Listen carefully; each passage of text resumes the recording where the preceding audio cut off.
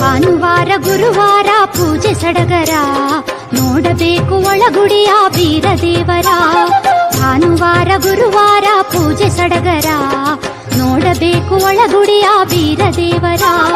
ಸರ್ವ ಭಕ್ತರಿಂದ ಸಕಲ ಪೂಜೆ ಪಡೆಯುವ ಸರ್ವವರವ ನೀಡಿ ಸ್ವಾಮಿ ಇಲ್ಲಿ.